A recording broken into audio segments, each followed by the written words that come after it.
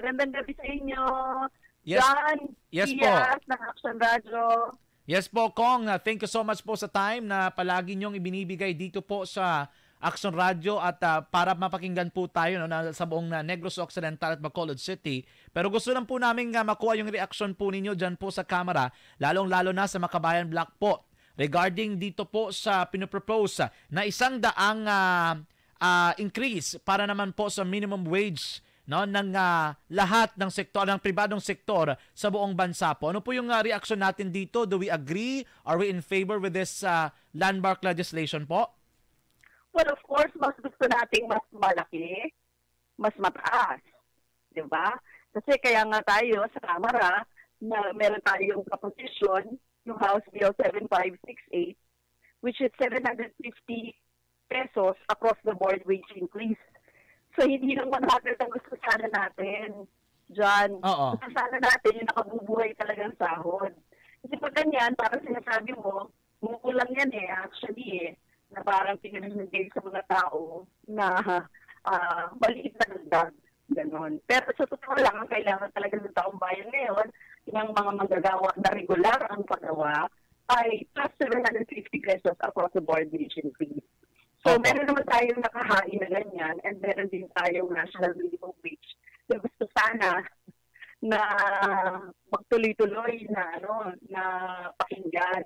Pero apparently, hindi na ito umabot sa Mother Committee na approve lang hanggang sa subcommittee yung bill pero hindi na umabot sa Mother Committee.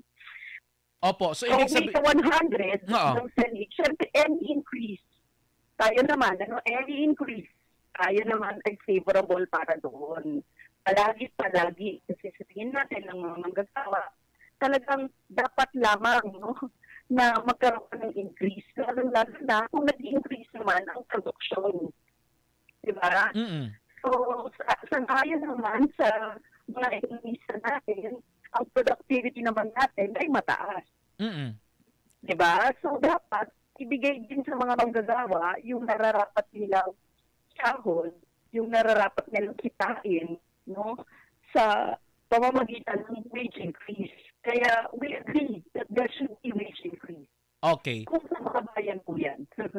Opo. Lalong-lalo na ngayong panahon po na yung inflation medyo hindi pa ganoon kaganda yung takbo ng ating ekonomiya. Marami pong nagtataasan ng mga presyo ng mga basic na mga bilihin. So sinasabi natin na kailangan po talaga ngayon yung dagdag sa sweldo ng ating mga manggagawa po.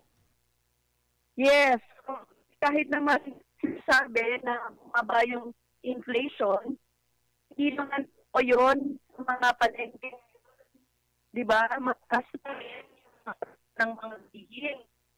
Yung bigas, nakapalig pa rin sa pataas kahit na alam natin na sinasabi, pero nag-all-time high din naman tayo ni Enero. So, parang talagang hindi.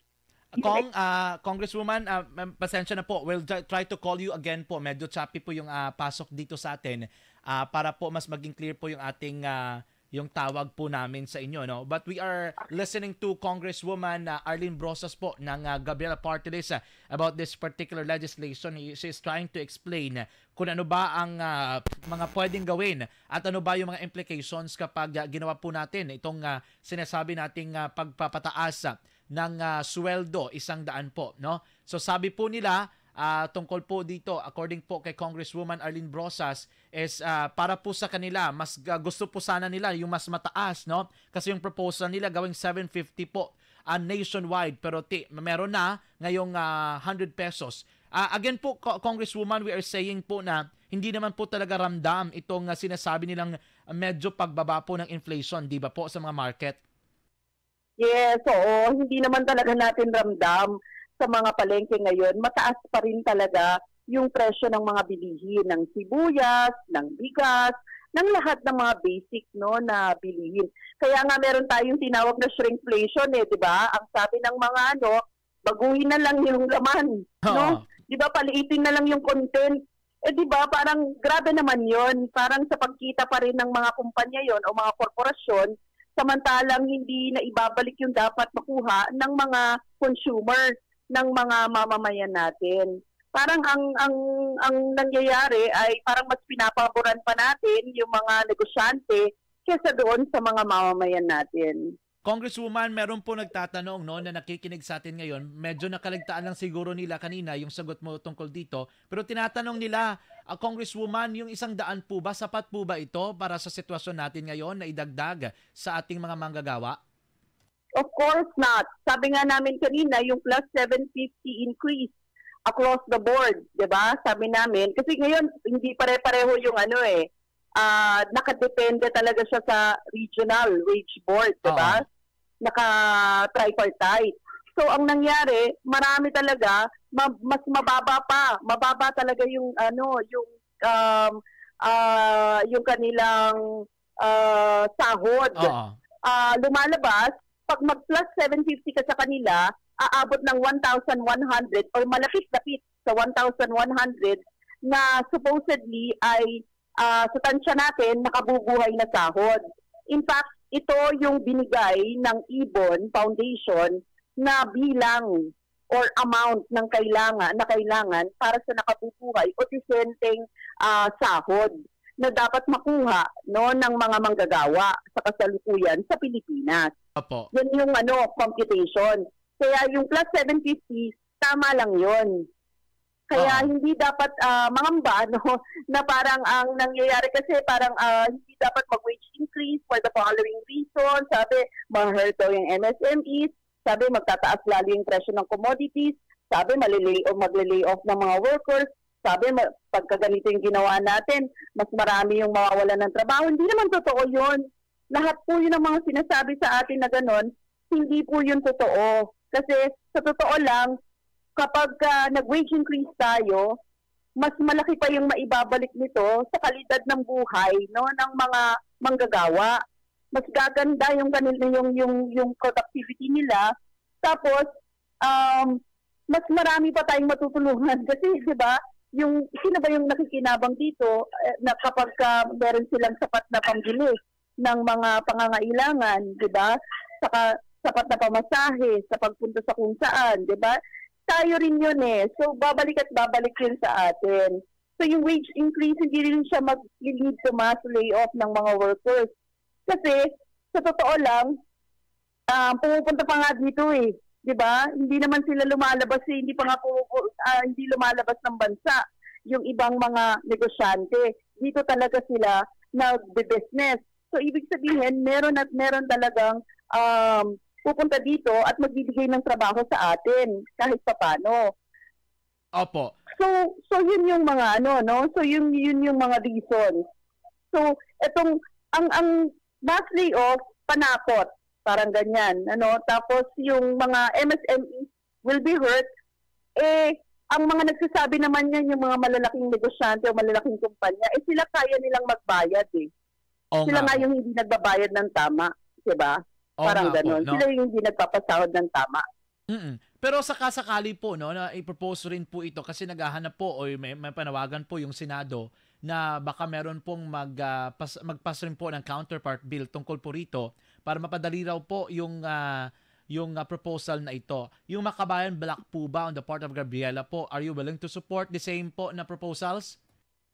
Yes, well, actually, supported namin yan kasi nga, meron kaming plus 750 across the board wage increase. Yung House Bill 7568. Ano mo lang naman yan eh. I-consolidate lang siya sa iba pang mga bills na meron ngayon sa Kongreso. Kasi may mga wage bills naman na may 48, House Bill 4898, may House Bill 526, 111, 1579, 3308, 4471, 514. So, ito yung kay Rep. Salo, Rep. Guico Lara, Estrella, kay Speaker Romualdez, kay Jude Asidre, kay Rep. Talyado, kay Rep. Zubiri, tapos kay Rep. Revilla. Yung malapit-lapit nga yung kay Rep. Revilla at saka yung sa TUCP. Kasi yung kay Rep. Revilla, that is 150 across the board. Ganun din yung kay 150 across the board. Kasi ang iniisip nila doon, nung tumaas na yung inflation, makaagapay man lang yung mga manggagawa. So sa pamamagitan ng pagdadagdag ng 150, kahit papano sa tansya nila, yun daw yung distortion, yung makakadagdag doon sa inflation, kumbaga makakaagapay sa inflation.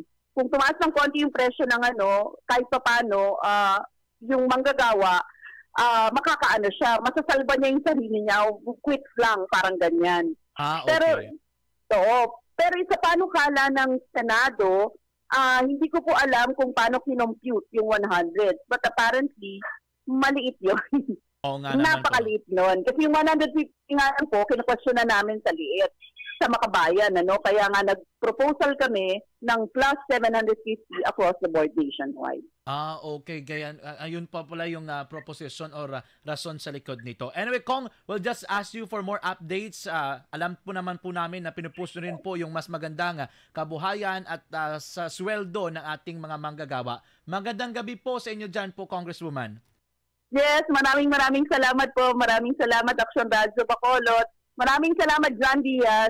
Thank you po. Thank you po. Online Objective, balanced discussion, fearless comments.